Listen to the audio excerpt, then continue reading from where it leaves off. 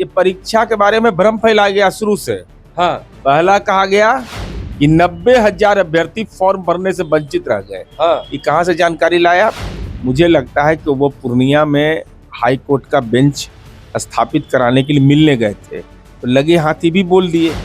महामहिम ने बीपीएससी के चेयरमैन से बात किया, बीपीएससी बोलना चाहिए तो यूपीएससी भी बोल दिए। यूपीएससी से इन बच्चों का कोई लेना देना नहीं है। नमस्कार, मेरा नाम प्रेम है और आप लाइव स्ट्रीम देख रहे हैं। बीपीएससी के अभ्यर्थियों पर खूब लाठी चली है, पानियों का बौछार किया गया है। देखिए, पप्पू यादव एक्टिव हो गए और सुबह सुबह राजभवन पहुंच गए गवर्नर से मिलने के लिए, और बाहर निकल के ये संदेश भी दे दिए कि जो बीपीएससी के चेयरमैन है उनको गवर्नर बुलाए, डीएम एसपी को बुलाए है, तमाम चीजों को लेकर बातें होंगी। पर सरकार री एग्जाम क्यों नहीं करवाना चाहती है, ये सवाल लगातार खड़े हो रहे हैं। तेजस्वी यादव भी कह दिए कि मुख्यमंत्री नीतीश कुमार से समय मांगेंगे मिलने के लिए, और बीपीएससी के अभ्यर्थियों को जो मांग है उसको मुख्यमंत्री नीतीश कुमार को सुनना चाहिए। कई बार पत्र भी लिखे, जवाब कुछ नहीं है।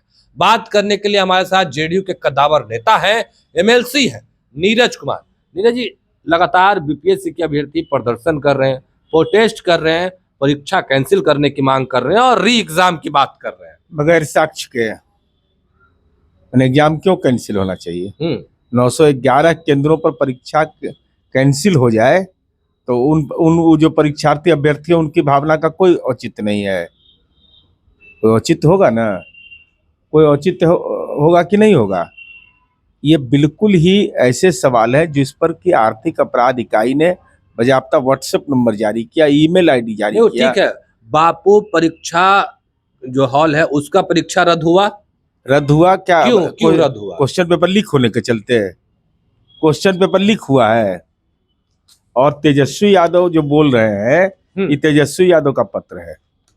तेजस्वी यादव का पत्र है? हाँ, इस पत्र में यह कहते हैं, हम उनसे जानना चाहते हैं कि बापू परीक्षा केंद्र में लगभग 12,000 अभ्यर्थियों के परीक्षा संचालन हेतु सहायक केंद्राधीक्षक, वीक्षक, सहायक, चतुर्थ वर्गीय कर्मी प्राइवेट एजेंसी के कर्मी थे। कौन है प्राइवेट एजेंसी? नाम बोलिए, नाम बोलिए। कौन है प्राइवेट एजेंसी? कोई होगा ना प्राइवेट एजेंसी?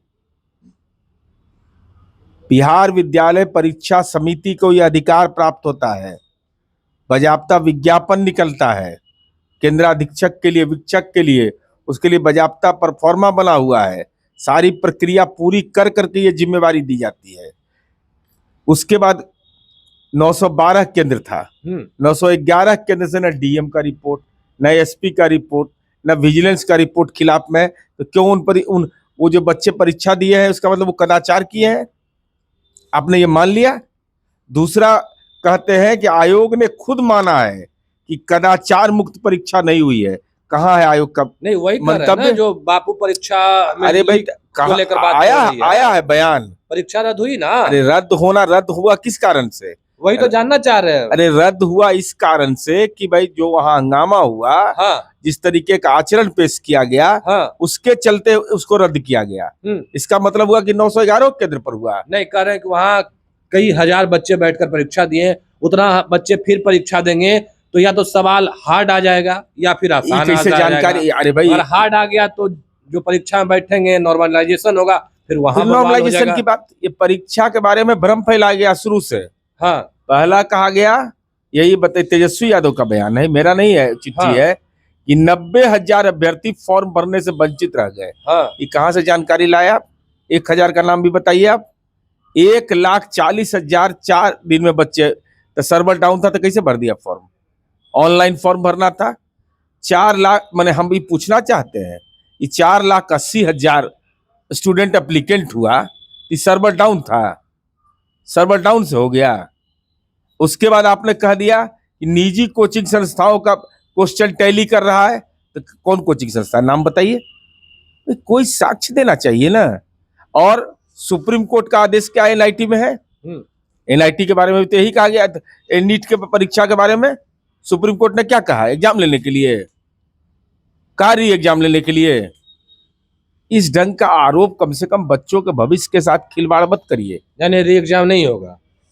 जो जो हमको अधिकार नहीं है ये बोलने का, हाँ लेकिन बीपीएससी के एग्जामिनेशन कंट्रोलर का मैंने कल बयान देखा है। हाँ। उन्होंने साफ तौर पर कहा है कि री एग्जाम का कोई प्रावधान नहीं। पप्पू यादव तो गए थे गवर्नर से मिलने के लिए, कई मुद्दों को रख दिए, चेयरमैन को बुला रहे हैं, नीतीश कुमार से मिलने की बात कर माननीय पप्पू यादव जी का मैंने बयान सुना। हाँ मुझे लगता है कि वो पूर्णिया में हाई कोर्ट का बेंच स्थापित कराने के लिए मिलने गए थे, तो लगे हाथी भी बोल दिए। तो उनके कथनानुसार, मैं नहीं जानता, महामहिम ने बीपीएससी के चेयरमैन से बात किया, उनको बुलाया, हालांकि जरा बोलने में गड़बड़ा गए, बीपीएससी बोलना चाहिए तो यूपीएससी भी बोल दिए। यूपीएससी से इन बच्चों का कोई लेना देना नहीं है, थोड़ा सा होमवर्क करके रखना चाहिए, ठीक रहता है। होमवर्क नहीं करिएगा तो गड़बड़ा जाइएगा ना। ये बीपीएससी के अभ्यर्थी हैं। दूसरा, उन्होंने कहा कि डीएम एसपी के बारे में कि उनको तलब किया गया है, महामहिम को बुलाने का अधिकार है। उन्होंने यह भी कहा है कि अब मुझे नहीं मालूम कि महामहिम की बात कोई बाहर में कैसे बोल दिए, ये तो नहीं बोलना चाहिए प्रोटोकॉल के तहत। महामहिम ने हमारी बात को गंभीरता से सुना, यही बोलने का अधिकार हम लोग को है। लेकिन महामहिम का मंतव्य आकर के बाहर में बोल रहे हैं, जो बोला है उन्होंने, जो आपके मैंने वीडियो में देखा है, उनकी महामहिम ने यह कहा कि डीएम एसपी को तलब किया गया है। उन्होंने यह भी कहा कि एसडीओ और ये एएसपी डीएसपी के बारे में उन लोगों ने कैसे लाठी चार्ज करवाया। ये सब बात तो मान लीजिए बात तो कर रहे होंगे, चीफ सेक्रेटरी से बात किए होंगे, होम सेक्रेटरी से, उन्होंने किसको तलब किया नहीं किया, ये सब उनके अधिकार क्षेत्र में है। उन्होंने यह भी कहा कि मुख्यमंत्री जी से भी बात करने के लिए उन्होंने कहा है। तो सामान्य तौर पर महामहिम राज्यपाल होते हैं, संवैधानिक पद पर बैठा हुआ व्यक्ति राज्य के प्रथम नागरिक होते हैं। सामान्य प्रोटोकॉल यह है कि हम लोग अगर ज्ञापन देते हैं तो हम लोग बाहर आकर यही बोलते हैं कि महामहिम ने हमारी बात को गंभीरता से सुना और पहल करने की बात कही। लेकिन अब महामहिम के द्वारा कहे गए कथन, किसको फोन लगाए, किसको क्या बोले, क्या आश्वासन दिए, इस सब बात बाहर में मीडिया के लोगों को महामहिम के पीआरओ ने नहीं दिया, माननीय पप्पू यादव जी ने दे दिया। तीसरा कौन है उनका अपना आंदोलन का, जो एक विपक्ष के अंदर में जो है प्रशांत किशोर जी पर उनका निशाना था। तो प्रशांत किशोर जी तो राजनीति के भगेड़ू थे, भाग गए भगेड़ू। गांधी मैदान में बाप के सामने खड़े नहीं थे, उसके बाद भाग गए ना, लाठी चलने लगा, वो भाग गए।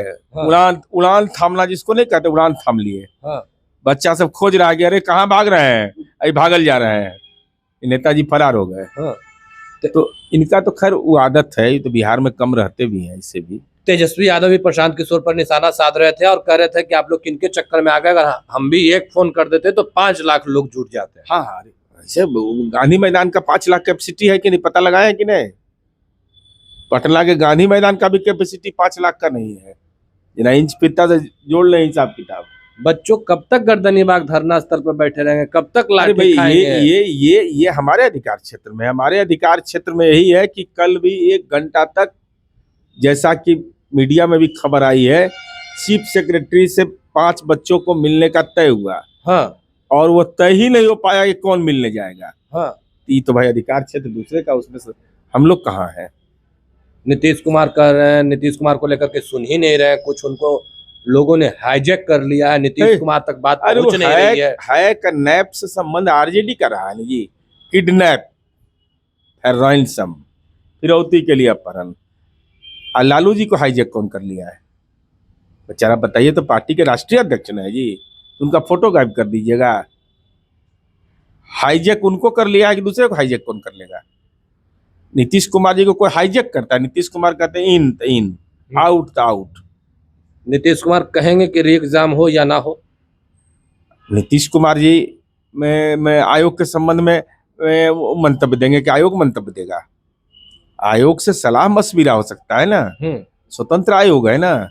अब कल यूपीएससी को डिक्टेट प्राइम मिनिस्टर करने लगे, भाई सलाह दे सकती है सरकार। क्या सलाह देंगे? पूछ सकती है। अब क्या सलाह देगी? पहले तो कोई आरोप नहीं अभी तक आया है, तो जवाब क्या दिया जाएगा? अरे कोई साक्ष्य दिया जाएगा ना भाई, कोई एविडेंस होगा ना, कोई एविडेंस तो देना चाहिए।